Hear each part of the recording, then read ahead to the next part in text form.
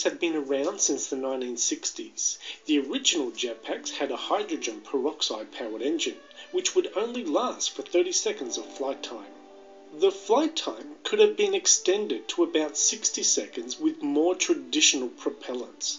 But hydrogen peroxide's exhaust gases were much cooler and greatly reduced the risk of fire or explosion. But due to the short flight times, jetpacks never really took off, so to speak. Over the decades, many have tried to enhance and perfect this old technology, but never really improving on it. Jump ahead about 70 years to 2018, and we introduced the JB11 jetpack by Jetpack Aviation, which was unveiled at the 2018 CES Consumer Electronics Show in Las Vegas. Jetpack Aviation has been developing their jetpack for 10 years, and the JB11 is the latest version. The JB10, which was a hit on YouTube in 2016, had twin turbojet engines, one on each side of the jetpack. The JB11 has 6 smaller turbojet engines, 3 on each side. The JB10 could reach speeds of up to 60 miles per hour and fly for 10 minutes. According to David Mayhem, the CEO of Jetpack Aviation, he says based on the math, the JB11 can fly up to 150 to 200 miles per hour, has a ceiling height of 15,000 feet, can fly for 20 miles and stay airborne for 12 minutes. But he says he has not flown to these limits himself. But more importantly, the JB11 has now got auto-stabilization tech built in, and in the event of engine failure, it can automatically rebalance the thrust to keep a pilot from spiraling into a fall.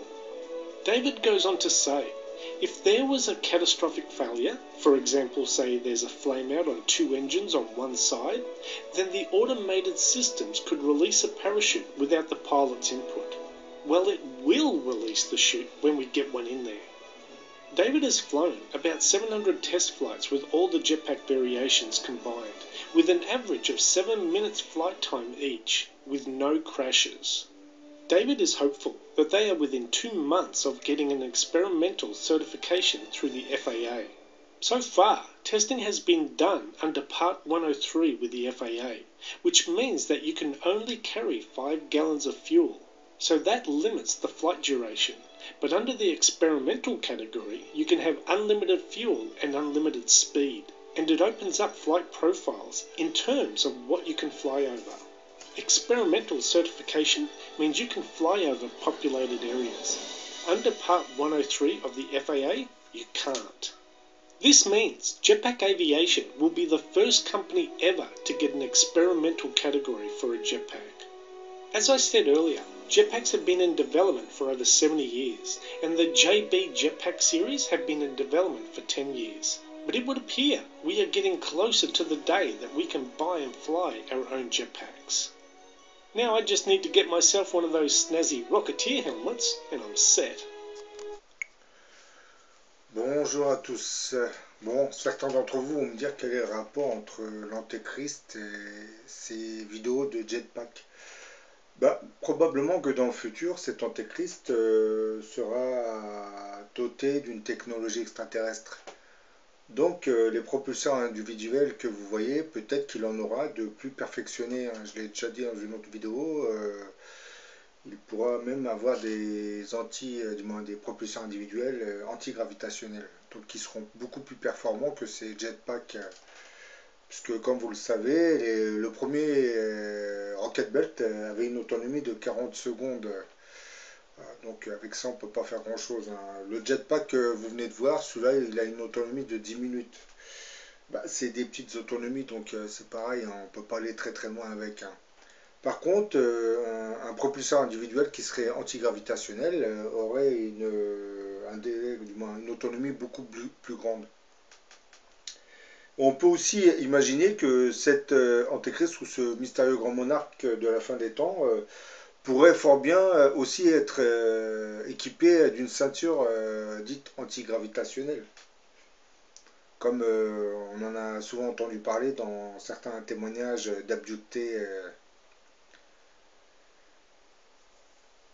Bon, en En règle générale, on associe toujours l'Antéchrist à l'imminence de l'Apocalypse, hein, car ce mystérieux personnage à l'aura planétaire devrait logiquement se manifester quelque temps avant la fin de notre monde matérialiste, hein, et immoral, hein.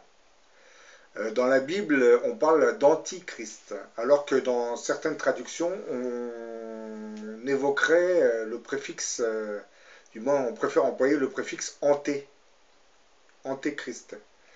Et nous savons qu'il existe une très grande différence entre ces deux termes, antéchrist et antichrist. Anté fait logiquement référence à ce qui précède, hein, antédiluvien par exemple, ce qui est avant le déluge, hein. Antérieur, ce qui vient avant. Anti, en revanche, veut dire qui est contre. L'antéchrist est celui qui viendrait avant le Christ, tandis que l'antichrist est celui qui s'opposerait au Christ. Le terme le plus approprié pour désigner ce personnage biblique ne peut être qu'antéchrist, celui qui vient avant, celui qui nous prépare au retour du Christ. En ajustant le terme antéchrist en antichrist, certaines forces du mal qui dominent actuellement notre monde, comme vous le savez, nous induiraient en erreur. Elles nous présenteraient l'antéchrist comme l'adversaire du Christ, alors qu'en réalité, celui-ci viendra comme une introduction au retour du Christ, et dont le rôle n'est pas vraiment à sous-estimer par rapport à la venue messianique, hein. Dans le sens où ce personnage biblique qu'on appelle l'antéchrist en sera le corollaire fondamental. Et on ne peut donc pas entrevoir le retour du Christ sans la mission préparatoire de cet antéchrist. Bien entendu, en Europe, beaucoup de visionnaires chrétiens préfèrent employer le terme de grand monarque pour désigner l'antéchrist. Et ils nous disent qu'avant la fin des temps, un grand monarque régnera sur l'antique empire de Rome. Ça, c'est des prophéties, hein. Et beaucoup de ces prophéties semblent nous orienter vers la France. On nous dit que ce grand monarque apparaîtrait sur le territoire français. Et de leur côté, les musulmans, eux aussi, attendraient un mystérieux grand monarque qui devrait se manifester avant la fin des temps. Oui, comme vous le voyez, tous ces grands monarques viennent avant la fin des temps. Donc, comme je l'ai dit dans certaines de mes vidéos, je ne pense pas que nous allons avoir affaire à plusieurs grands monarques. Je pense que ce grand monarque prophétisé par nos visionnaires chrétiens et ce Mahdi que les musulmans attendraient sera en fait une seule et même personne. Et beaucoup de personnes d'entre vous ont du mal à accepter que le grand monarque qui portera ce titre de Mahdi ne peut être que cet antéchrist, hein, qui viendra avant la fin des temps. Parce que vous avez été tellement formaté à avoir une image négative de cet antéchrist que vous ne pouvez même pas imaginer que c'est la même personne dont on parle. Surtout du côté musulman, si vous leur dites que le Mahdi serait l'antéchrist, ils voient rouge. Cela voudrait dire que le Mahdi, c'est le mal. Non, c'est que vous ne comprenez pas trop ce que je suis en train de dire. Je vous explique que l'antéchrist doit précéder le retour du Christ. Sa mission, c'est de nous préparer au retour du Christ. Donc ce mystérieux grand monarque qui portera le titre de Mahdi précédera l'arrivée du Christ. Et sa mission, comme je l'ai dit dans beaucoup de mes vidéos, consistera à réformer le monde. Surtout à essayer de nous débarrasser du mal qui le ronge. Plusieurs signes annonceraient la venue de ce mystérieux grand monarque dont les musulmans donneraient le titre de Mahdi, hein. L'un des signes les plus marquants sera l'avènement d'une apostasie, hein, qui se répandra sur une échelle planétaire. L'iniquité et l'immoralité qui en seront la résultante feront apparaître l'homme du péché, comme c'est précisé dans ce chapitre 2 des Thessaloniciens. Moi, je vous le cite, hein, que personne ne vous séduise d'aucune manière, hein, car il faut que l'apostasie soit arrivée auparavant, et qu'on ait vu paraître l'homme du péché, le fils de la perdition. L'adversaire qui s'élève au-dessus de tout ce qu'on appelle Dieu, de ce qu'on adore, jusqu'à s'asseoir dans le temple de Dieu, se proclamant lui-même Dieu. Beaucoup de théologiens avaient cru voir à travers ces deux versets la présentation de l'antéchrist. Or, quand on dit « car il faut que l'apostasie soit arrivée auparavant et qu'on ait vu paraître l'homme du péché, le fils de la perdition », on ne parle pas que d'un seul individu, mais d'une multitude. L'homme du péché décrivant probablement le monde actuel où une partie de l'humanité vit désormais sous le sceau du péché, hein, depuis le déclenchement de la Révolution française de 1789. Hein. Car profitant de cette Révolution française, certaines forces maléfiques, intégrant les philosophes des Lumières et la franc-maçonnerie, se seraient lancées dans un programme politique de destruction de l'édifice religieux de la France. Bah, s'en suivra par la suite l'émergence d'un courant philosophique humaniste qui, occultant de son idéologie les lois divines, s'empressera de se focaliser non sur la divinité, mais sur la nature même de l'homme. À travers ce courant humaniste, l'homme se divinisera en s'identifiant à Dieu, allant jusqu'à s'asseoir dans le temple de Dieu, se proclamant lui-même Dieu. Et bah, comme c'était écrit, comme le précisait le chapitre 2 des Thessaloniciens. Débarrassés de la contrainte religieuse de l'Église, les philosophes des Lumières aidés de la franc-maçonnerie rédigeront une déclaration universelle des droits de l'homme qui, sous le sceau de la liberté, effaceront d'un trait de plume 17 siècles de christianisme. Et pour bien séparer le pouvoir de l'Église de la vie politique en France, cette franc-maçonnerie philosophique fera voter une loi qui scellera définitivement la séparation du pouvoir religieux et du pouvoir politique. Bah, c'est la fameuse loi sur la laïcité qui fut votée en 1905 sur demande de certains députés francs-maçons. Cette séparation avait en fait commencé pendant la Révolution française de 1789, où on a vu certaines élites révolutionnaires se déchaîner contre les institutions de l'Église catholique de France. Bah, la loi de 1905 sur la laïcité permettra à la République française de faire légaliser par la loi la destitution définitive de l'Église, pour faire valoir par la suite celui d'une gouvernance athée qui se dotera d'un pouvoir exécutif et législatif qui, lui, sera débarrassé des lois divines. C'est ce qu'on appelle la république laïque, vous avez compris. Bah, les monarchies européennes s'empresseront à leur tour de suivre le modèle laïque français, de la France révolutionnaire surtout, ce qui, comme vous le savez, accélérera la déchristianisation de l'Europe et permettra d'affermir le développement d'un courant philosophique humaniste qui donnera progressivement naissance à ce matérialisme philosophique qui répandra l'apostasie sur une échelle planétaire. Par matérialisme philosophique, je parle bien entendu de ces deux systèmes économiques qu'on appelle le capitalisme et le communisme. C'est-à-dire, il faut préciser aussi que l'humanisme avait entre autres permis le développement d'autres courants matérialistes comme le socialisme, le darwinisme et le féminisme. Féminisme qui prône depuis les années 60 l'émancipation totale de la femme dans la société. D'ailleurs, les forces du mal agissent par l'intermédiaire de ce féminisme pour faire légaliser le maximum de lois perverses. Parce qu'aujourd'hui, comme vous le savez, nous vivons dans un système ultralibéral qu'on appelle la démocratie. Démocratie qui est un système athée, qui ne reconnaît pas l'existence du créateur des mondes, et par l'intermédiaire duquel les forces du mal en réalité se permettent aujourd'hui de faire légiférer ce que les religions avaient toujours condamné, c'est-à-dire le péché.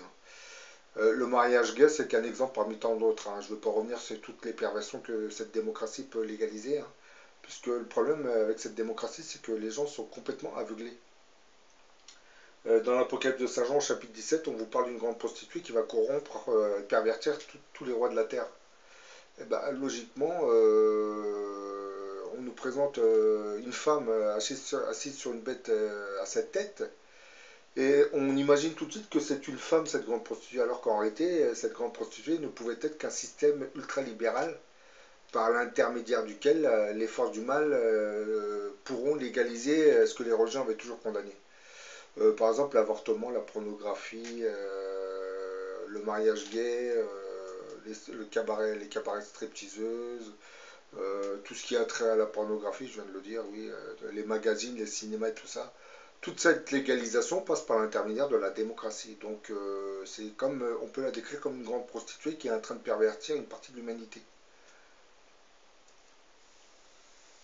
Bah, aujourd'hui, nous savons que tous ces mouvements matérialistes dont je viens de parler, c'est-à-dire le capitalisme, le communisme, le darwinisme, le socialisme, le féminisme, bah, tous ces mouvements matérialistes nous ont progressivement conduits vers une apostasie généralisée qui, elle, nous a conduits vers l'iniquité. Et logiquement, cette iniquité nous oriente désormais vers l'immoralité et logiquement vers la perversion de l'humanité.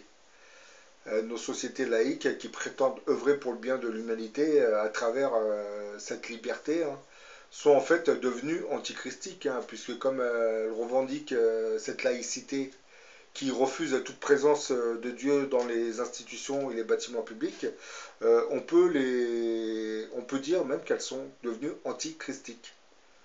C'est ça le problème, c'est qu'on nous parle d'un antichrist qui doit venir, alors qu'en réalité ce sont nos propres sociétés qui sont devenues antichristiques. Toutes nos sociétés aujourd'hui combattent désormais tout ce qui se rapproche à Dieu. Hein.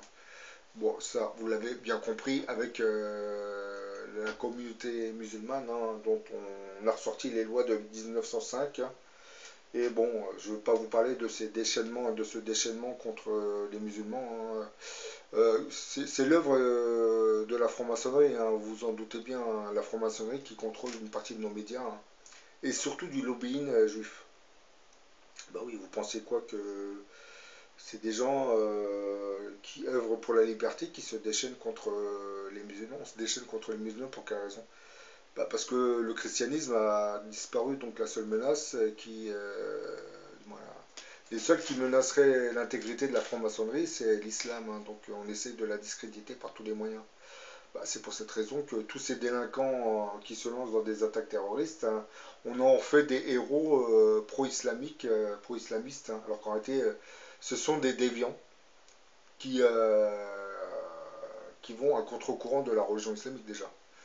Donc, comme nos chers médias savent que les gens ne réfléchissent pas beaucoup dans notre cher pays, eh ben, ils en profitent pour nous faire croire n'importe quoi. On nous dit n'importe quoi sur ces terroristes djihadistes.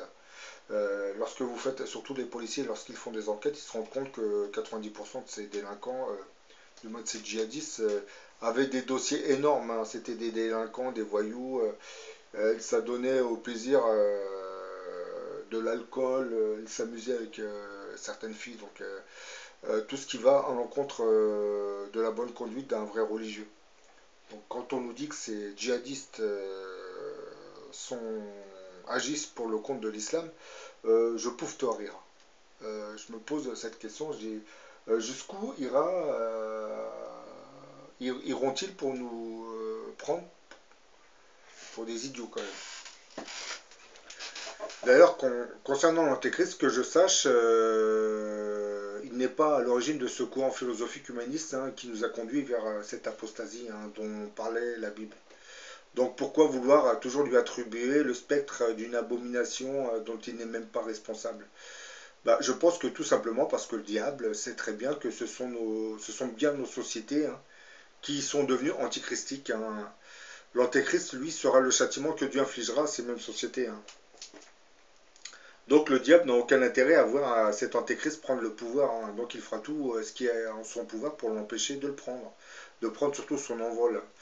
Et comme je l'ai dit dans beaucoup de mes vidéos, il y a de fortes probabilités pour que ce mystérieux grand monarque qu'on appelle l'antéchrist, hein, puisse naître en France.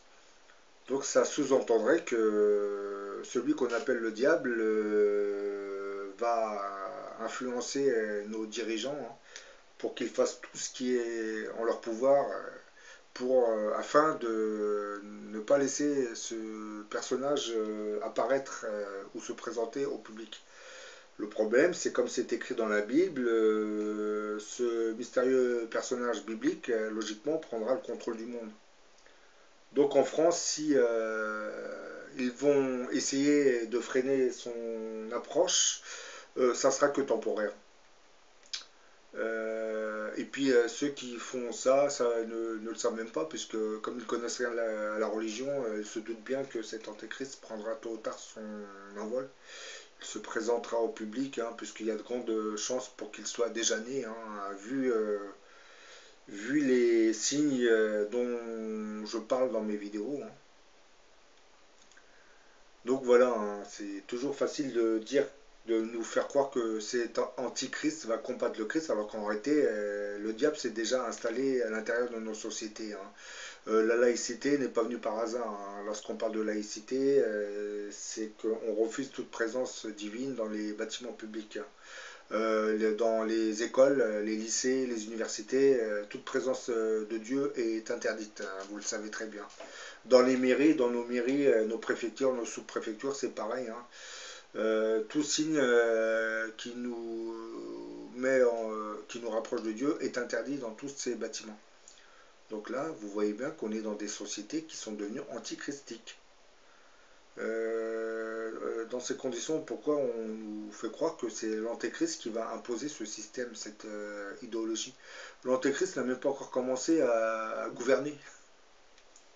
On ne le laisse pas parler et par contre, on va nous faire croire, on va nous faire croire, on va parler à sa place. Hein.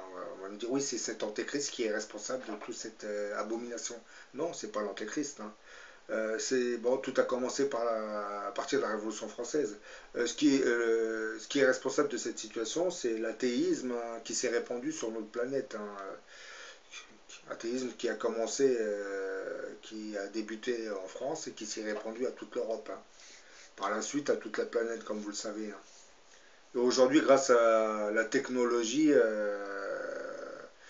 on fait tout pour discréditer tout ce qui a trait à la divinité. Hein. C'est-à-dire ceux qui continuent à croire, on les fait passer pour des ringards. Hein. Aujourd'hui, prenons un simple exemple. Une jeune fille qui reste vierge devient la risée de toutes ses copines, hein, parce que à leurs yeux, dans nos sociétés antichristiques, la jeune fille ne doit pas rester vierge, elle doit être, elle doit coucher avec un garçon à partir de 15-16 ans. C'est un peu comment dire, le programme que nous imposent nos éducateurs francs-maçons. Aujourd'hui, comme vous le savez, avec la théorie du genre, c'est encore pire, hein, parce qu'on essaye d'éduquer les enfants à la vie sexuelle à partir de la maternelle. Et quand je dis on veut les éduquer, non, on veut les orienter comment dire, leur orientation sexuelle. On veut les pousser à accepter l'homosexualité. L'homosexualité qui, comme vous le savez, est un péché qui a été condamné par toutes les religions. Aujourd'hui, la démocratie a légalisé ce péché. C'est surtout en France les socialistes qui l'ont légalisé, Monsieur Hollande. Hein. Pourquoi a-t-il légalisé le mariage gay? C'était plus social qu'autre chose, parce que M. Hollande savait très bien que sa gouvernance ne pourrait rien changer à l'injustice sociale qui règne dans notre pays. Hein. Donc pour détourner l'attention et la colère populaire, il a mis au point cette légalisation du mariage gay. Bon, c'était une promesse électorale aussi, hein, mais en réalité ça l'arrangeait puisque ça lui permettait de ne pas discuter des vrais problèmes sociaux du pays. Parce que comme vous le savez, Hollande fait partie d'un parti socialiste hein, qui n'existe plus vraiment. Hein. Le parti socialiste, depuis l'ère Mitterrand, est devenu un parti de droite modérée. Hein. Je dirais c'est la droite modérée, le socialisme d'aujourd'hui. Parce que Mitterrand a choisi d'ouvrir le pays au marché privé de toute façon.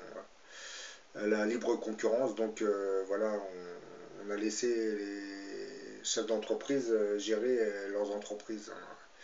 Quitte à délocaliser ou licencier des milliers de personnes tout en sachant que certaines de ces entreprises font des bénéfices énormes, hein, mais ça c'est pas grave, hein. Les socialistes autorisent ces patrons à licencier hein, avec le bon vouloir hein, de tous les électeurs qui les ont mis au pouvoir. Hein. Bon, je ne vais pas vous parler de Macron, parce que Macron c'est vraiment une caricature du socialisme, hein, c'est même pas socialiste. Hein. D'ailleurs, Hollande, s'il l'avait intégré dans son gouvernement, c'est que déjà M. Hollande savait très bien qu'il n'allait pas faire une politique de gauche. Bon, j'en ai fini avec cette petite vidéo. Hein. Je la fais pour vous expliquer comment l'apostasie s'est développée sur notre planète. Hein. Tout est parti de la Révolution française. C'est pour cette même raison que je pense que l'antéchrist, c'est-à-dire Arias le grand monarque, apparaîtra en France. Hein. C'est une logique implacable. Bon, je vous dis à la prochaine pour une autre vidéo. Hein.